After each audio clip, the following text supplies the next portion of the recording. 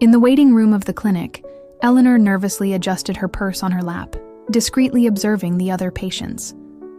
At 72 years old, she had never imagined she would be there, in an intimate health clinic, seeking answers to questions she could barely put into words. The welcoming environment, with its soft-toned walls and delicate background music, contrasted with the tension she felt inside. After being called, Eleanor met Dr. Emily, a urologist and andrologist, who immediately made her feel at ease. With a kind smile and a warm professional demeanor, the doctor began a conversation that would profoundly change Eleanor's perspective on life. "Mrs. Eleanor, I see you're a bit apprehensive. Please know that it's completely natural to seek specialized care for intimate health, regardless of age," Dr. Emily began, breaking the initial ice. Eleanor took a deep breath, feeling her tensions gradually ease. During the consultation, Eleanor shared her concerns. Widowed for 5 years, she felt alone not just physically, but emotionally. "Doctor, sometimes I catch myself wondering if I still have the right to feel desire, to want companionship. My children think I should be content with being a grandmother and going to the senior center," she confessed, her eyes welling up.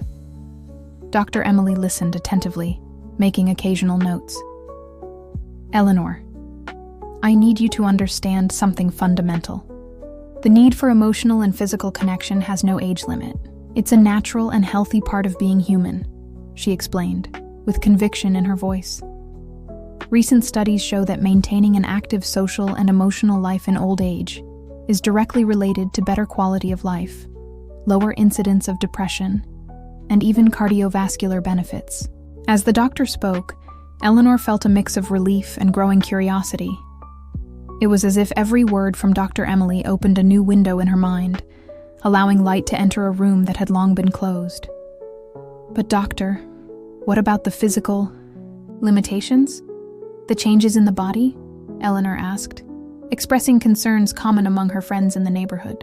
The doctor smiled understandingly, pulling some informational brochures from her drawer. "Changes are natural, Eleanor, but there are countless ways to adapt and take care of yourself. Let's start with simple exercises to strengthen the pelvic floor, which are essential for women's intimate health at any age," explained Dr. Emily, demonstrating the basic movements. In addition, there are specific moisturizers and therapies that can greatly help with physical comfort.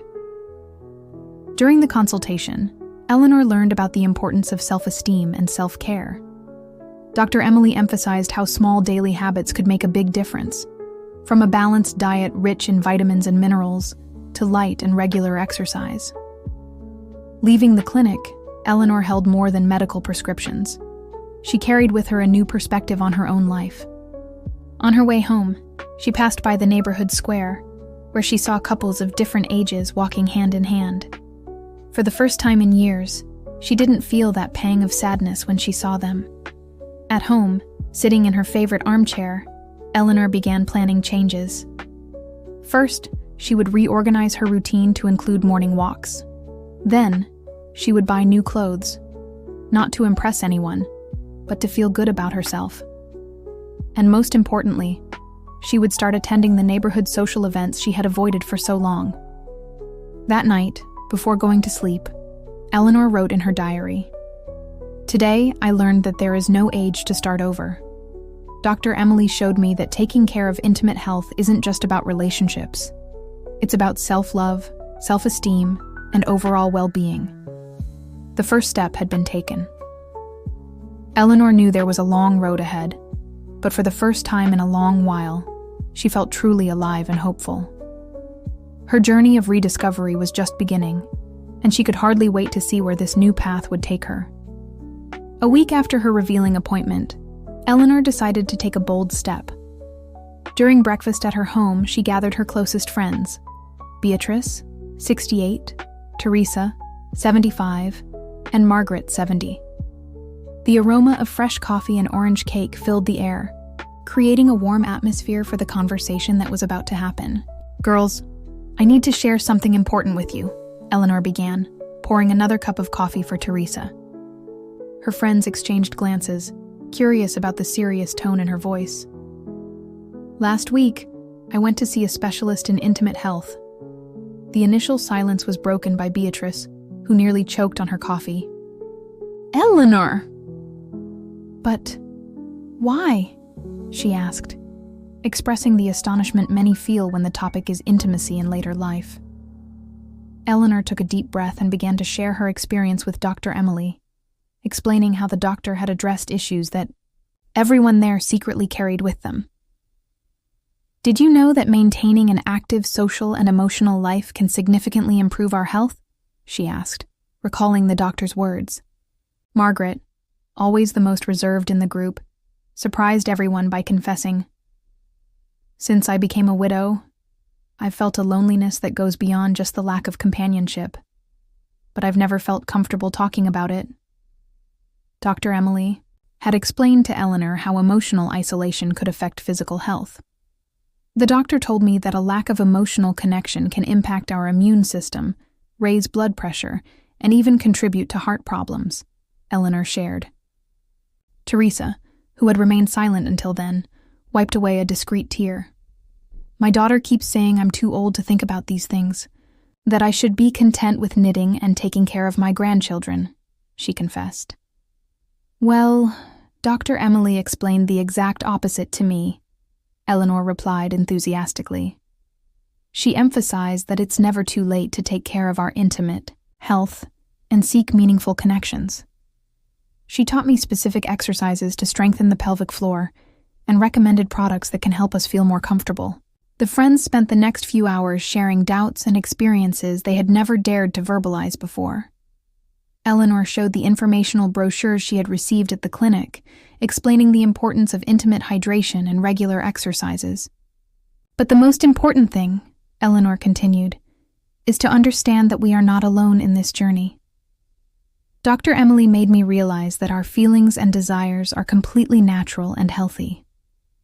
Inspired by Eleanor's courage, each of the friends began to open up about their own experiences and challenges. Beatrice confessed that she had met someone special at water aerobics, but felt guilty for nurturing new feelings. Teresa shared her insecurities about the changes in her body. Margaret spoke about the loneliness of the nights and the desire to have someone to talk to. As the morning progressed, the atmosphere in the room visibly changed. What began as a tense and hesitant conversation turned into a moment of genuine connection and mutual support. Laughter began to mix with tears of relief as they were finally able to share their deepest feelings. "Ladies, how about we create a support group?" suggested Eleanor, excited by the idea that had just come to her. "We can meet regularly, share experiences, and even invite healthcare professionals to guide us better." The suggestion was met with unanimous enthusiasm. For the first time in years, everyone felt they no longer had to carry their doubts and longings alone. The breakfast that started as a simple gathering turned into the first step of a quiet revolution in their lives. The support group initiated by Eleanor quickly grew beyond initial expectations. In just a few weeks, the weekly meetings began to fill the neighborhood's community center, attracting more and more curious and hopeful participants. Eleanor had invited Dr. Emily to join as the group's medical consultant, providing a safe space for discussions about health and well-being in later life. On a particularly busy afternoon, while arranging chairs in a circle for the meeting, Eleanor noticed the presence of a gentleman who had never attended before. Albert, 75 years old, widowed for 2 years, entered the community center timidly, encouraged by his daughter who had heard about the group through a friend. "Welcome," Eleanor greeted him warmly, sensing his initial discomfort. "It's the first time we have a man in our group, and that's wonderful. Intimate and emotional health knows no gender."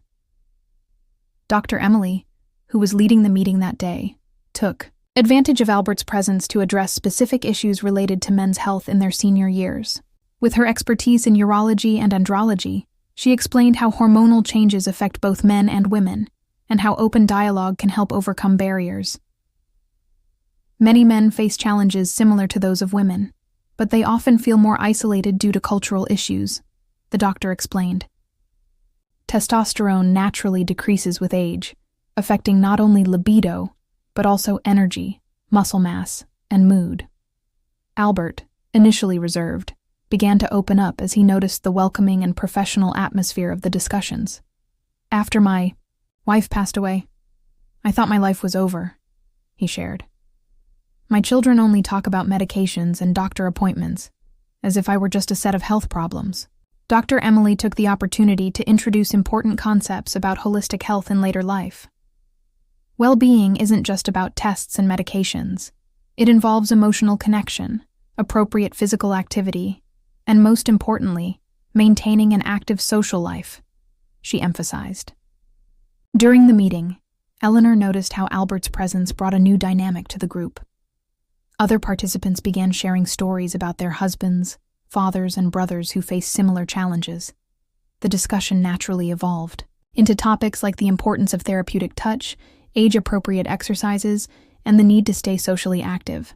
"There's a recent study," Dr. Emily commented, which shows how social isolation can be as harmful to health as smoking a pack of cigarettes a day. "That's why these gatherings are as important as any medication I might prescribe." By the end of the meeting, Albert seemed transformed. His eyes sparkled with new hope, and he even offered to help organize the next meetings. "I never imagined a place like this existed," he confessed to Eleanor as he helped rearrange the chairs. Eleanor felt a special connection with Albert, not just romantic, but a mutual understanding born from shared experiences. Both knew the pain of loss, but they also shared the desire to rediscover the joy of living. Dr. Emily, observing the interaction between the two, smiled discreetly. As a doctor, she knew that the most powerful medicine often wasn't in her prescriptions, but in the meaningful encounters that life provided. "Remember," the doctor said before concluding the meeting, "that cultivating new relationships in your senior years isn't just allowed, it's recommended. The heart doesn't age, it only accumulates stories and experiences that make us wiser in love." The doctor's words resonated deeply with everyone present, especially with Eleanor and Albert, who exchanged knowing glances as they said their goodbyes. Life, they were discovering, had a peculiar way of surprising even those who thought they had already experienced all its surprises. The following weeks brought a new energy to the support group. With Albert's regular presence, other men from the neighborhood began attending the meetings, transforming what started as a women's circle into a diverse and welcoming community. Dr. Emily took advantage of this shift to expand the discussions, addressing increasingly broader topics about health and well-being in the senior years. "Today, we're going to talk about something fundamental, the importance of touch and physical contact for our health," announced the doctor during one of the meetings. "Studies show that the simple act of holding hands or receiving a hug releases oxytocin, a hormone that reduces stress and strengthens our immune system." Eleanor, sitting next to Albert, felt increasingly aware of the truth in those words. Over the past few weeks, they had developed a special friendship, sharing coffee after the meetings and long conversations about their life experiences. "Physical and emotional isolation can trigger a series of health problems," continued Dr. Emily, "from changes in blood pressure to a decline in cognitive ability. That's why activities like dancing, Tai Chi, and yoga are so beneficial. They combine movement, socialization, and body awareness." Inspired by this conversation, Eleanor proposed an innovative idea to the group. "What if we organized ballroom, dance classes here at the community center?" The suggestion was met with a mix of enthusiasm and apprehension. "Excellent idea," supported Dr. Emily. "Dancing not only promotes physical exercise but also stimulates balance, coordination, and, most importantly, social connection. Moreover, it's an activity that can be adapted to different levels of mobility." Albert, who initially seemed hesitant, was the first to volunteer. "I've never been much of a dancer," he admitted with a shy smile, "but I'm willing to learn." His example encouraged other participants to speak up. Dr. Emily took the opportunity to share more relevant medical information. Dancing, like other moderate physical activities, stimulates the production of endorphins, which are our natural painkillers. It also helps maintain bone density, especially important for preventing osteoporosis. In just a few days, Eleanor organized everything. She found a dance instructor experienced in working with seniors and turned Thursday afternoons into moments of music, movement, and joy. The community center, previously used only for meetings, came alive with the melodies of boleros, sambas, and other rhythms. During one of the classes, while practicing the basic steps of foro, Eleanor and Albert talked about how their lives had changed since they started attending the group. "My daughter noticed I'm different," Albert commented. "She said it had been years since she saw me smile so much." "My children also noticed the change," replied Eleanor. "At first they were worried, thinking I was too different for my age. But Dr. Emily talked to them, explaining how these activities are important for our health." The doctor, who occasionally joined the dance classes, observed with professional satisfaction how her patients flourished. "What you're experiencing," she explained during a break, "is a perfect example of how physical and emotional health are interconnected. Every smile, every new friendship, every dance step contributes to healthier and happier aging." The dance classes soon became the highlight of the week for many participants. Couples who hadn't danced together in years rediscovered the joy of shared movement. Widowers and singles found new confidence in themselves, and everyone, without exception, experienced a significant improvement in their mood and overall well-being. The success of the support group and the dance classes did not go unnoticed by the community. However, not all reactions were positive. Eleanor began to notice disapproving looks from some neighbors and overhear veiled comments about behavior inappropriate for their age. The situation reached its peak when Richard, Eleanor's eldest son, unexpectedly showed up at one of the group meetings. With a concerned expression and an authoritative tone, he questioned his mother's presence in that environment. "Mom, what are you doing? Ballroom dancing? Discussion groups about intimacy? Don't you think you're past the age for those things?" he asked, visibly uncomfortable. It was Dr. Emily who stepped in, maintaining her professional and welcoming demeanor. "Richard, I'm so glad you came. This gives me the opportunity to explain the serious work we do here.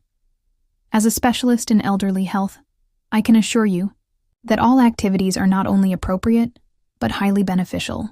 The doctor then presented scientific data on the benefits of social and physical activities in later life. She shared studies proving how social isolation increases the risks of cardiovascular problems, depression, and cognitive decline.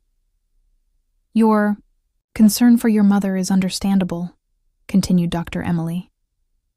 "But you need to understand that age is not a barrier to seeking quality of life and emotional well-being. Eleanor has been healthier and happier since she started participating." In the group, Eleanor, who initially felt intimidated by her son's presence, found the strength to stand her ground. "Richard, I know you worry about me, but I need you to understand. I'm not doing anything wrong. I'm taking care of my health, making friends, staying active." Albert, who was watching the scene, stepped forward to offer his support. "Your son needs to know that your mother has been an inspiration to many of us. She's shown us that it's never too late to start over, to take care of yourself."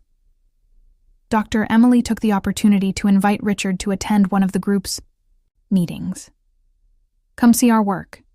See how we responsibly and professionally address important physical and emotional health issues."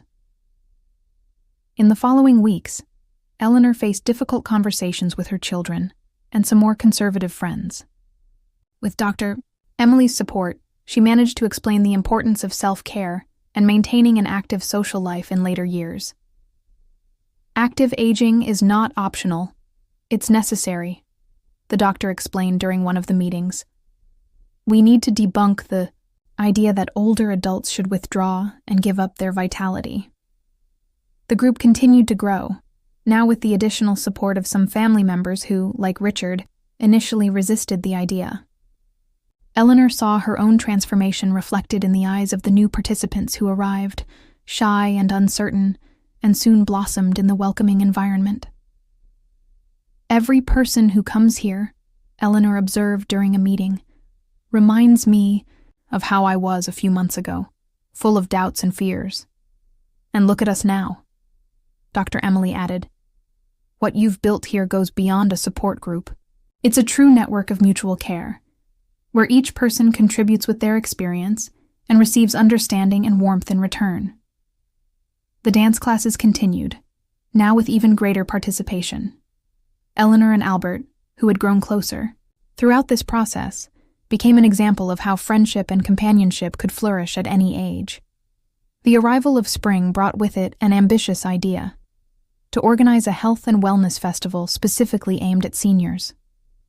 Eleanor, along with the support group and Dr. Emily, began planning an event that would celebrate all the discoveries and achievements of the past few months.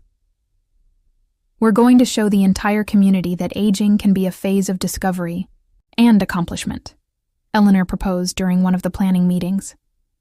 The enthusiasm was contagious, and soon everyone was involved in the preparations.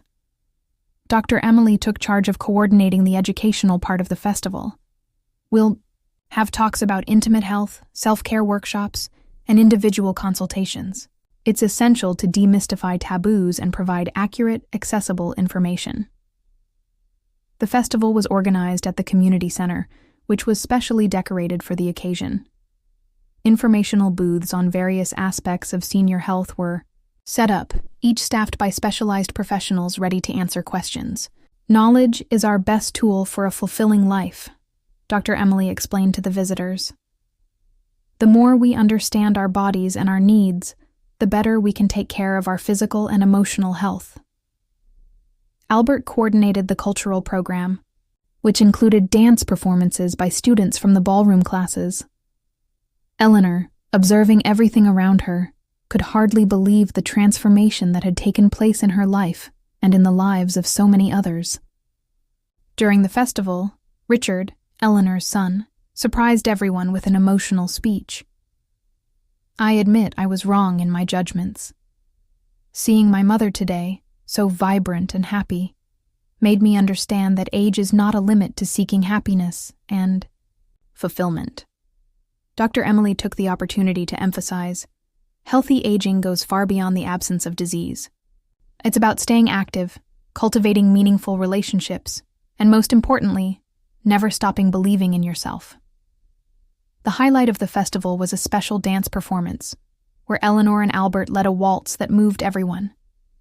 Their smooth and coordinated movements were living proof of how caring for the body and soul could transform lives. When I first walked into Dr. Emily's clinic, Eleanor shared in her closing speech, I was searching for answers to questions I could barely articulate. Today, I realize I found much more than answers. I found a new purpose. The festival lasted until nightfall, filled with music, dance, and celebration. Dr. Emily, watching her patients and friends, felt fulfilled both as a professional and as a person. Her work had gone beyond the walls of the clinic and transformed an entire community. This is just the beginning, she said, addressing the group. Each of you is living proof that it's never too late to start over, to rediscover yourself, to love and be loved. Eleanor and Albert, hand in hand, watched the sunset in the garden of the community center. Their lives had completely changed in the past few months, proving that love and vitality have no age. You know, Eleanor, Albert said softly, you've taught me that life can always surprise us, no matter how old we are. Eleanor smiled, feeling her heart warmed with gratitude and hope. The support group would continue its activities, now even more strengthened and motivated. The journey that had begun in search of answers had turned into a continuous celebration of life, love, and the endless possibilities each new day brings.